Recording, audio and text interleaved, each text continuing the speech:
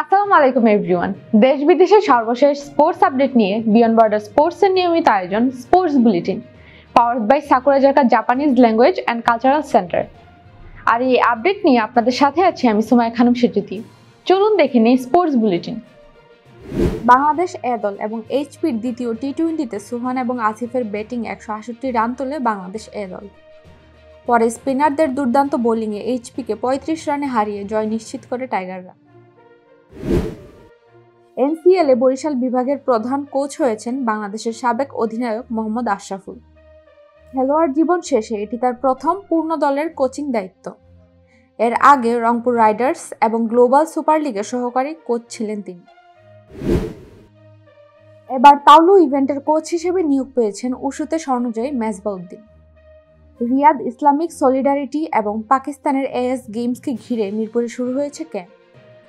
এছাড়া চীন থেকে প্রধান কোচ আনার পরিকল্পনাও রয়েছে তার।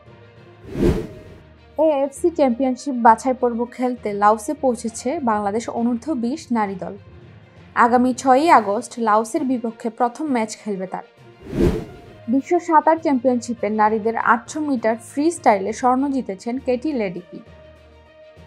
এটি তার জেতা ষষ্ঠ বিশ্ব শিরোপা এবং অলিম্পিকে এই ইভেন্টের 4 বার স্বর্ণ জিতেছেন তিনি।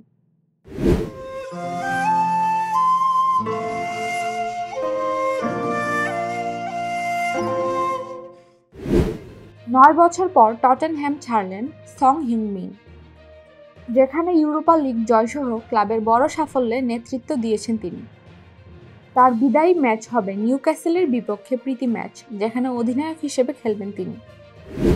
প্রথমবারের মতো অনুষ্ঠিত ই স্পোর্টস দাবা বিশ্বকাপে চ্যাম্পিয়ন হয়েছেন নরওয়ের গ্র্যান্ডমাস্টার ম্যাগনাস কার্লসেন।